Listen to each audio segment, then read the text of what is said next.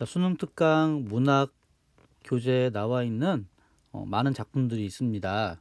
그 가운데 고전시가 작품들이 총 11강으로 구성이 되어 있는데 우린 그 중에서 모든 작품을 다 함께 읽어보고 공부할 수는 없어요. 시간이 그렇게 안 되기 때문에 그 중에서 5작품 정도를 뽑아서 공부하도록 하겠습니다. 그래서 온라인 수업으로 또 이어서 등교하게 됐을 때는 또 학교에 등교해서 작품들을 공부해 볼 거고요. 이때 공부하는 작품들은 여러분들 이후에 학교에 등교해서 보는 시험에도 출제 범위에 들어가는 작품들입니다. 그래서 빼놓지 말고 꼼꼼하게 잘 공부했으면 좋겠다라고 생각을 합니다. 자, 오늘은 그 중에 세 번째 강의 3강에 나와 있는 시조 3편 나와 있는 것을 함께 공부해 보도록 할 거예요. 먼저 여러분들 교재에 보면 시조가 3편 나와 있고 그 다음에 문제가 1번, 2번, 3번 이렇게 나와 있습니다. 자, 그 중에 1번 문제를 보면 이렇게 보기가 나와 있죠. 보기를 읽고 그 다음에 가와 나와 다를 이해한 내용으로 적절한 것은 해서 선지가 가에 대한 선지, 나에 대한 선지, 또 다에 대한 선지 이렇게 나와 있습니다. 자, 우리가 문학 작품을 이렇게 문제를 풀어야 되는 입장인데 문제를 풀 때 작품 먼저 읽고 나서 문제를 읽고 푸는 방식이 아니라 여러분도 알고 있죠? 먼저 문제를 읽고 특히 문제에 나와 있는 보기를 읽고 그 다음에 작품을 읽고 문제를 푸는 그런 순서를 따라가는 것이 훨씬 더 문제를 풀 때 유리합니다. 보기가 나왔을 때는 그 보기 작품이 특히 문학 작품에서는 그 보기가 작품을 해석하는 중요한 단서나 열쇠, 힌트가 될 수 있어요. 그래서 문제를 볼 때는 보기를 잘 읽어봐야 된다라는 거 기억을 하고요.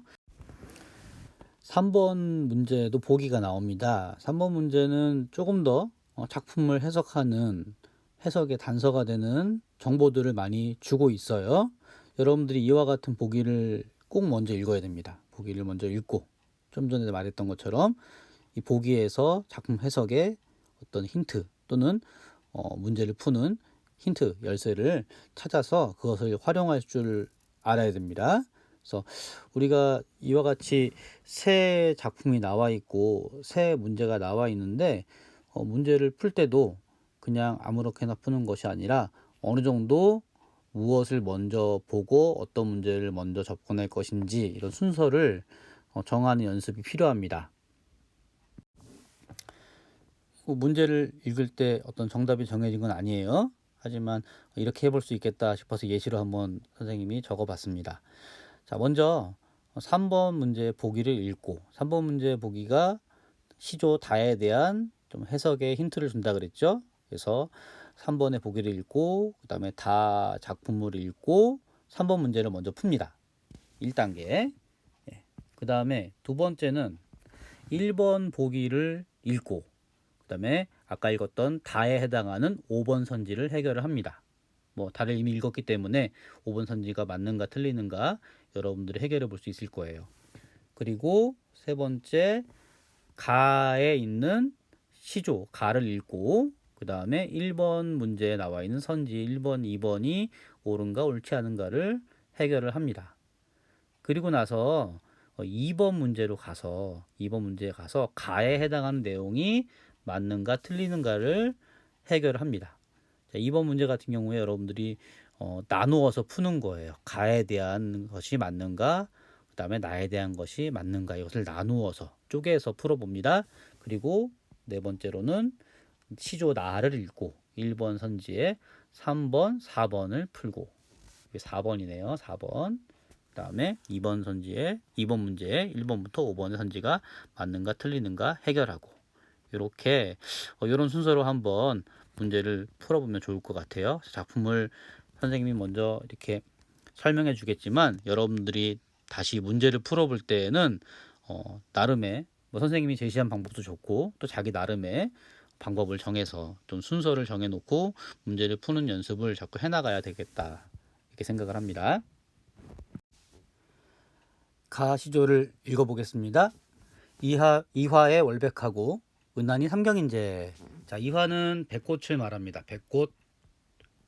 자, 백꽃은 언제 피는 꽃이냐면 봄에 피는 꽃이에요. 자, 지금이 봄이구나 라는 걸 알 수 있고요. 자, 백꽃은 흰색인데 거기에 월백, 밤에 달이 떠 있고 달빛이 환하게 그 백꽃을 비추고 있습니다. 머릿속에 좀 그려지나요? 혹시 여러분들 잘 모를까봐 선생님이 한번 사진을 찾아봤는데요. 뭐 이런 모습이다 라고 생각을 하면 되겠습니다.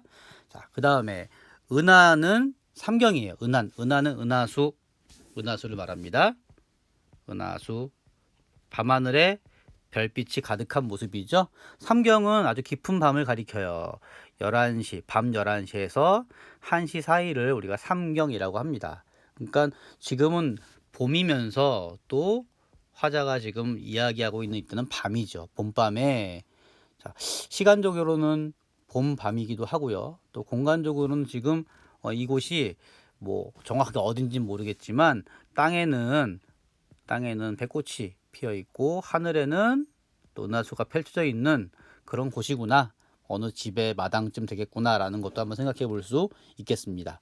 자, 그리고 여기 나와 있는 이화, 월백, 은한, 이 세 가지의 공통점은 모두 흰색이라는 거죠. 여기서 시 속에서 흰색, 백색, 흰색의 이미지입니다. 그래서 시각적 심상을 두드러지게 보여주고 있어요. 그 다음 일지춘심을 자규야 알야마는. 자, 일지춘심이 뭐냐? 나뭇가지 가지에 있는, 가지에 걸린 봄의 마음이다. 뭐 봄에 느껴지는 마음이다. 이렇게 보면 되겠죠. 또는 뭐 가지가, 나뭇가지를 좀 의인화해서 가지가 느끼는 봄의 마음이다. 이렇게 말할 수도 있어요. 결국 이건 화자의 마음과 통하는 그런 마음이겠죠. 근데 이게 어떤 마음인지, 좋은 마음인지 나쁜 마음인지 우리가 확실하게 여기서 알기는 좀 어렵지만 그 단서가 되는 것을 뒤에 있는 자규에서 찾아볼 수 있습니다. 자규는 여러분들 많이 들어봤죠?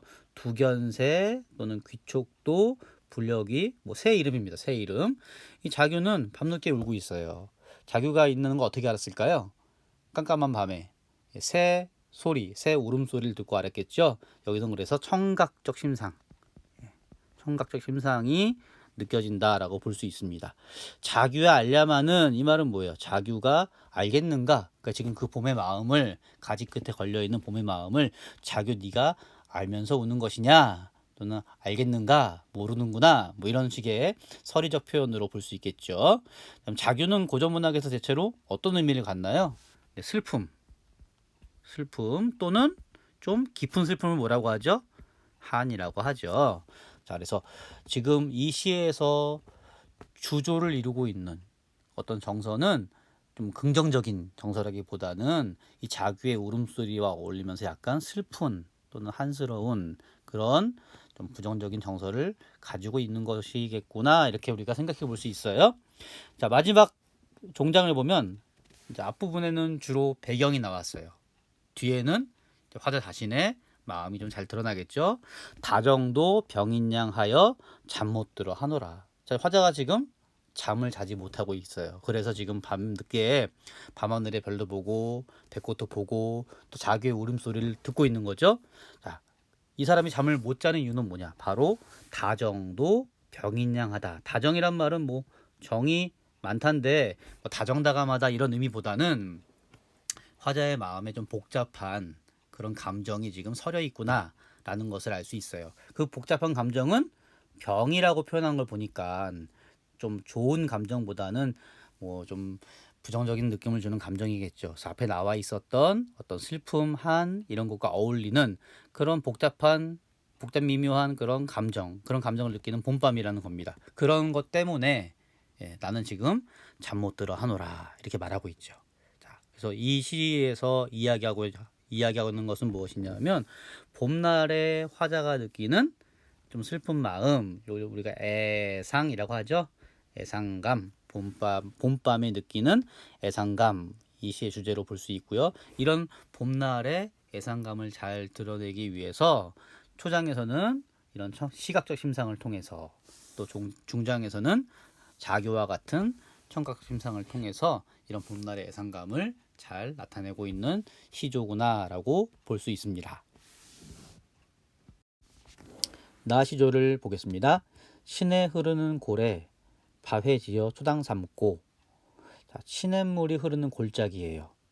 그곳에 바위가 있는데 그 바위를 뭐 지었다, 또는 바위 옆에 집을 하나 지어 놓은 거죠. 그걸 지어서 초당 자신이 사는 거처로 삼았다는 얘기입니다. 자, 이곳은 어떤 곳인가요? 자연 속이죠, 자연 속.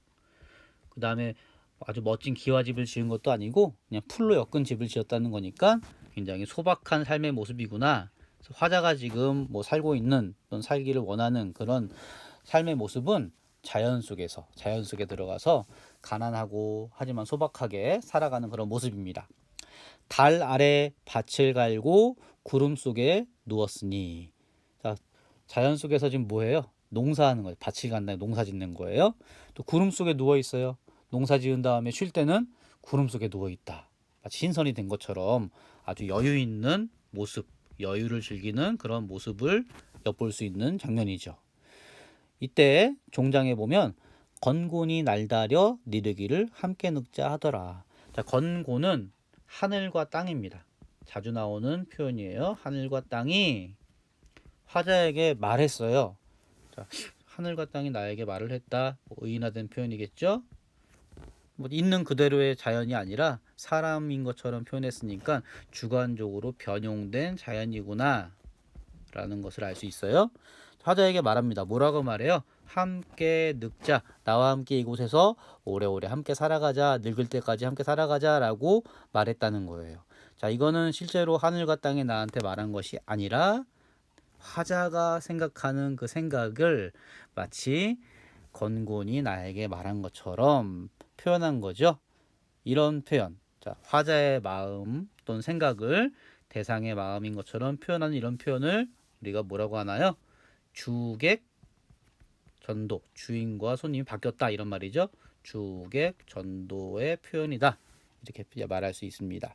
그래서 이곳에는 뭐냐 하면 건곤이 말한 것을 뭐 인용하고 또 총형 어미를 활용해서 자연 속에서 오래오래 함께 살아가고 싶은 그런 화자의 마음, 화자의 그러한 소망을 표현한 거라 볼 수 있어요.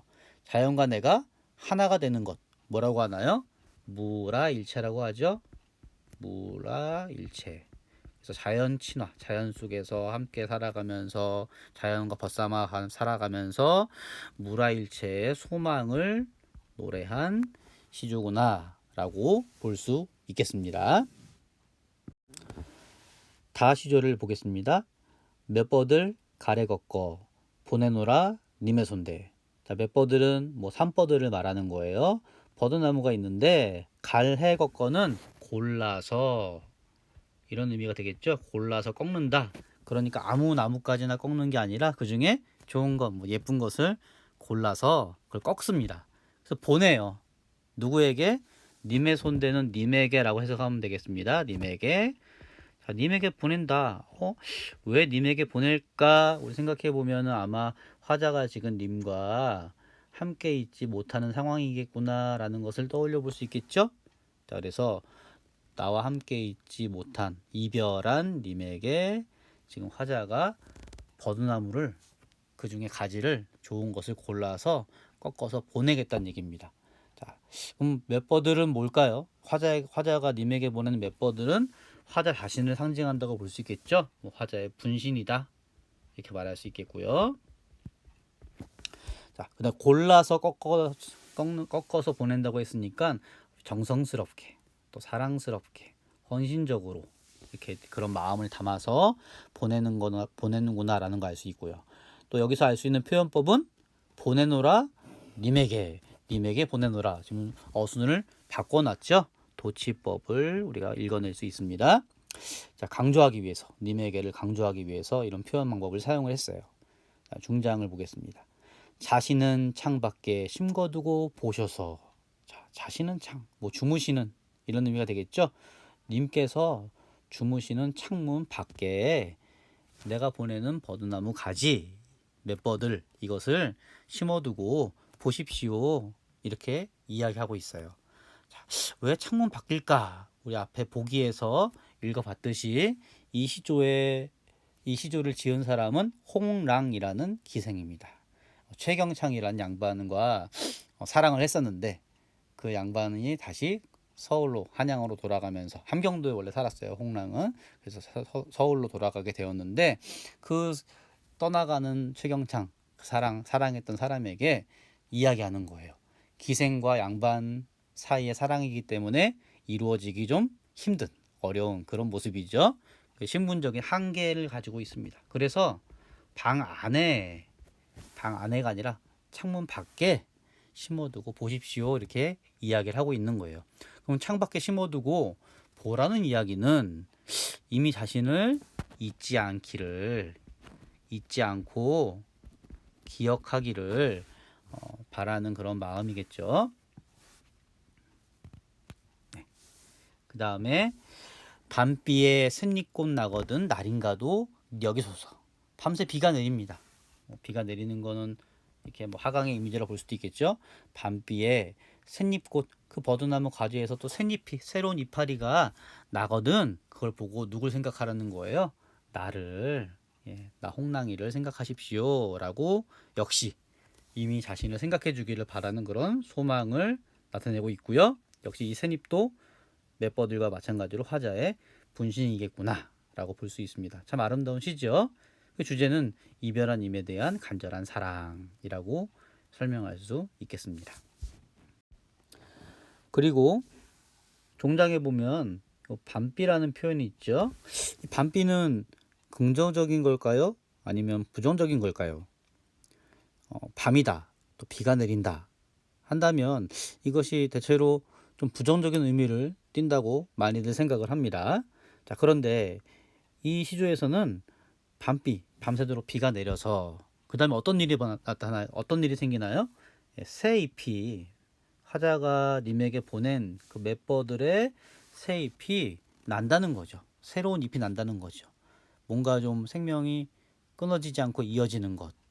그래서 그 새 잎을 보고 떠나간 그 이미 나를 잊지 않고 기억했으면 좋겠다라는 소망이 드러난다고 했죠.